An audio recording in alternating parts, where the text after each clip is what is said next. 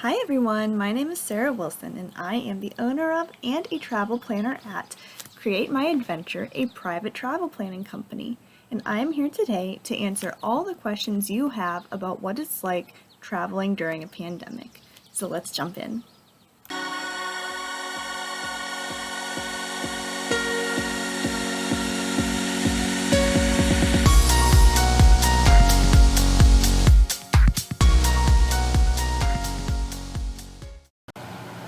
The last year and a half has been a real challenge for all of us, but nobody knows that stress better than the travel industry.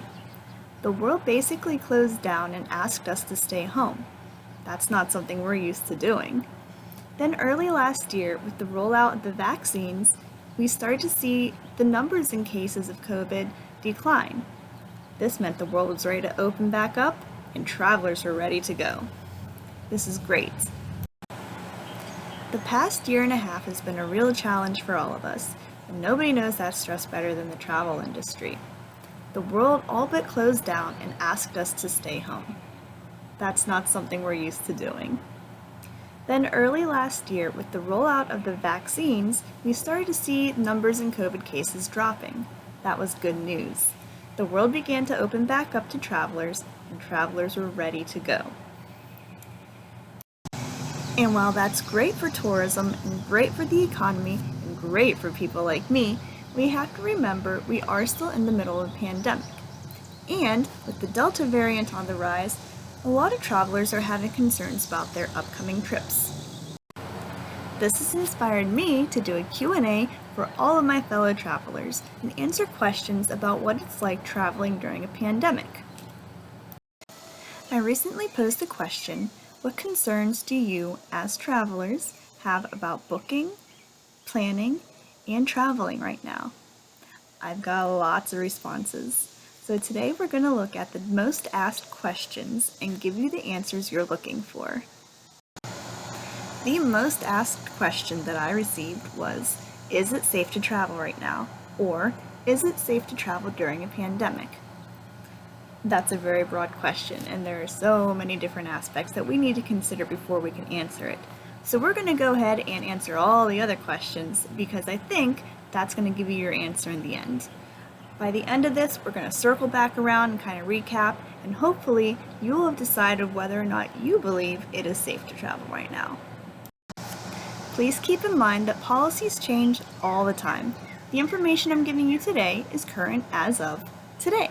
That may not be the case in the coming days. So you'll want to make sure you do a little bit of your own research or work with a travel agent who has done the research before you travel, just to make sure you have all of the current policies, procedures. Another top question that was asked is, do I need to be vaccinated to travel? If you're a U.S. citizen traveling entirely within the U.S., the answer is no, you do not need to be vaccinated. If you're traveling internationally, it's going to depend on the destination. You want to do a little bit of research to see what their laws require. Many European countries are requiring their visitors to be fully vaccinated before you're allowed to enter, and if you're not, they can turn you away. Now, if you're looking to visit other parts of the world, such as Asia, Africa, South America, Central America, you may be required to have the COVID vaccine, but there are other vaccinations that you're going to have to look into as well. And this is nothing new. This is something that has always been in place. Many countries around the world will require you to have vaccinations such as hepatitis B, malaria, and a number of others before you can visit them. It's best to talk to your travel agent about what vaccines are going to be required before your travels, just so you don't get stranded or left behind. Another one of the most asked questions that I received is, do I need to be fully vaccinated to cruise? Okay, so if you've been following the cruise news over the past couple of months, you would understand why this is such a hot topic right now. Recently, the CDC and the state of Florida, more specifically, Florida's governor, went to court over whether or not it was legal for cruise lines to require passengers to be fully vaccinated. In the end, the courts ruled with the CDC saying that yes, cruise lines are allowed to ask their passengers to be fully vaccinated or mostly vaccinated. So, If you're planning on cruising in the upcoming months, you're going to need to do a bit of research as to what is going to be required of you. And now, with the Delta variant, I think we're going to see things changing again. What we are seeing is that most cruise lines are requiring their passengers to be fully vaccinated, while there are some that are requiring only 95% of their passengers to be vaccinated. Then, there are some cruises that are only requiring you to pass a COVID test, that means for it to come back negative, before you can board.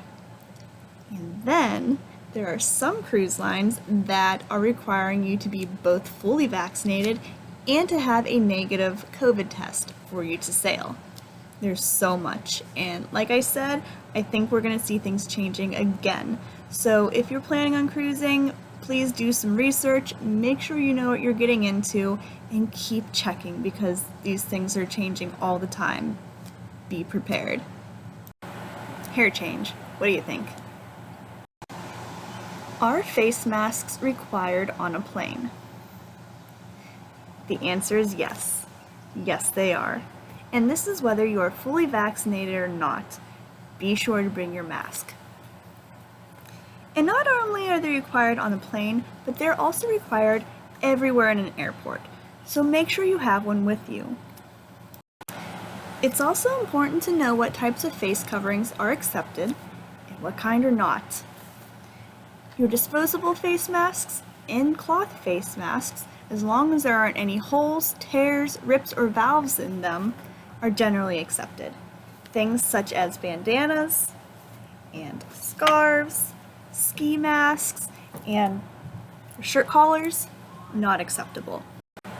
Of course, these things change all the time, so it's important that you do check the policy of the airline you're flying with before you travel so that you know what will be required of you. Is it safe to fly right now? It's safe to fly right now as long as passengers continue to follow the CDC guidelines put in place to keep us all safe. These things include social distancing when you're able to, wearing your face mask, washing your hands, getting vaccinated as soon as you're able to, and staying home if you're not feeling well. And even safer than commercial flights right now are private jet charters.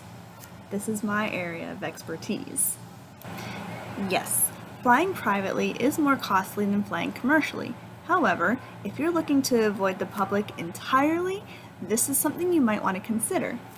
Check out the links I have in the description of this video to learn even more about private jets and what the benefits are for you.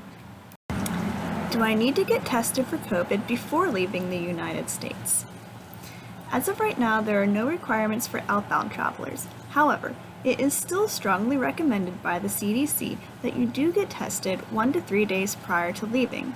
This is to ensure that you are healthy enough to travel and that you don't put other travelers at risk. Travelers should also check with the destinations that they're traveling to see what requirements are before they travel. A lot of other countries, some cruise ships, and even touring companies will require you to present a negative COVID test before granting you access. Do I need to be tested for COVID upon returning to the United States, even if I'm fully vaccinated? The answer is yes. It is each person's responsibility to be tested for COVID before returning to the United States no more than 3 days prior to your return. And there are other requirements that you need to follow as well. The type of test that you have done is just as important. Currently, the test must be either an NAAT or an antigen test with emergency use authorization from the FDA. Also, a telehealth provider must confirm the person's identity, observe the testing procedure being done, confirm the results, and then issue a report that meets all the requirements of the CDC. Now, it's important to remember to always keep these documents on you because if you are asked for them, you're going to need to be able to present them. One thing that I found interesting was that these requirements are for air travel only.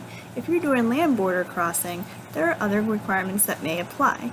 For the most up-to-date information on what you need to know about traveling during COVID, please visit the CDC website at cdc.gov. Where can I go to get an acceptable COVID test done? You actually have lots of options. Hospitals, pharmacies, urgent cares, and even some airports are offering COVID tests that are acceptable for travelers.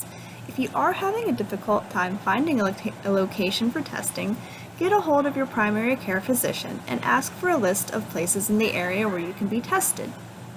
It's also important to call ahead and make an appointment for your test, because since you only have 3 days to get the test done before traveling, you want to make sure that it's done in a timely manner. And what about the return journey? A lot of cruises, hotels, and resorts do offer their guests on-site testing prior to departure. Now, this may be complimentary or you may be charged a small fee, but being that it is on-site, it's very convenient. It's recommended that you schedule this when you arrive so that you are sure to have the test done within the 3-day limit that is required. And if you're staying somewhere that does not offer on-site testing, such as a private home or villa, you are going to have to do a little bit of research to see where in the area you can go to get testing done. Again, it is recommended to schedule this way ahead of time so that you are not stranded for not having your test done. How can I choose safe and clean accommodations? You're gonna have to do some research. Anywhere you would want to book is gonna have some kind of COVID policy in place. You're just gonna have to read through them to see that they meet your standards and expectations. But I think even more important than the policies, you need to read the reviews. People are always more than happy to voice their opinions, whether it's good or bad, and this is gonna benefit you. Pay especially close attention to the reviews that have been done recently or ones that relate specifically to COVID policies and cleanliness. Another option to consider, and one you may not have thought of, is instead of getting a hotel or resort, consider a private house or villa. The benefit here is that you're going to be out of the public and only with the people you're traveling with. Think of it this way. You're more likely to get germs from places that share accommodations such as bars and swimming pools, gyms, and lobbies. Whereas if you're in your own private villa, you're, again, only with the people you came with. Okay, so what happens if I test positive for COVID right before my trip? If you test positive before your trip, don't go. Stay home, quarantine, and follow the CDC guidelines until you are better. But my trip's already paid for. What do I do? This is why it's important to read the policies. Don't worry, most places have policies in place for cancellations. If you cancel within 24 hours of your arrival, most places will give you either a partial or full refund.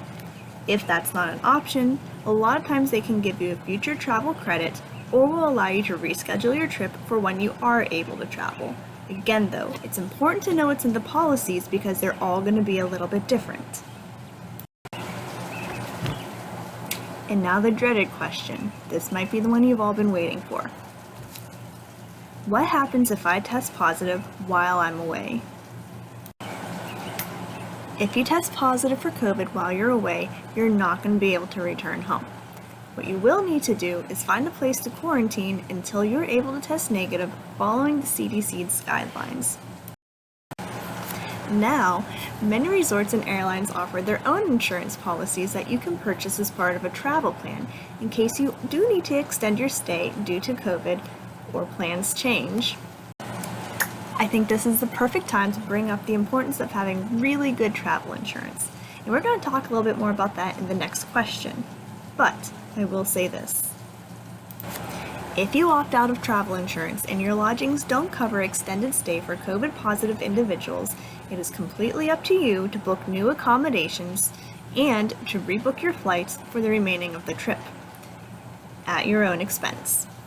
It's also important to know that a lot of these insurance policies offered through hotels and airlines will only cover a COVID-affected person, which means that if you're traveling in a group and only one of you tests positive for COVID, that's the only person who's going to be covered under the policy.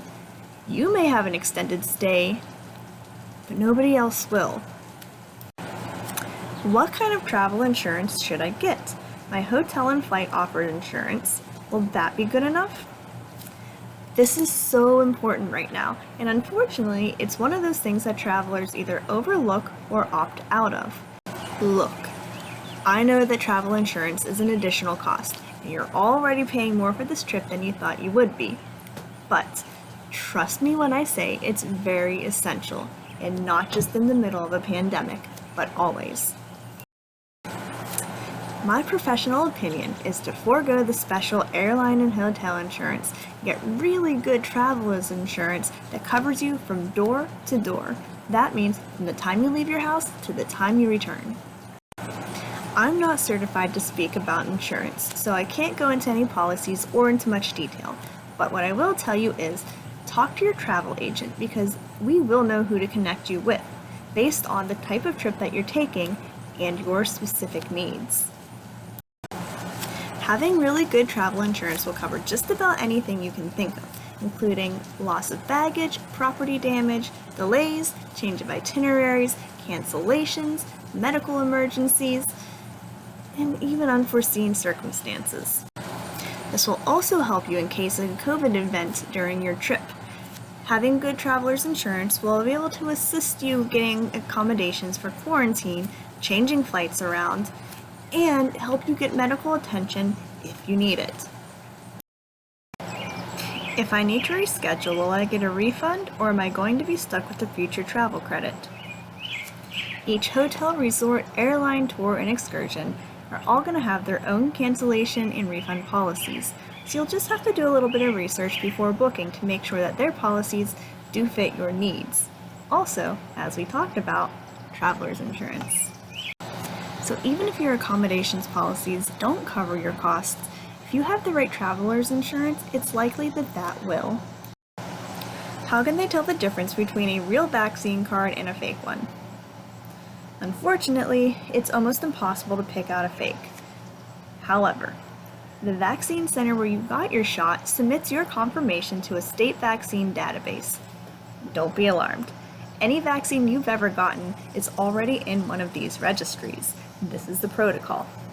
So, if your card was cross-referenced with the database, it would be easy to find out whose cards were real and whose were fake. If it's discovered that you do have a fake card, the penalties are severe, starting with heavy fines and jail time for forgery of an official government document.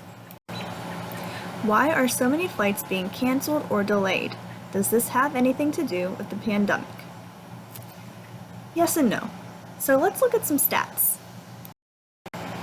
According to FlightAware.com, in June, Delta delayed 40% of their flights and canceled 3%.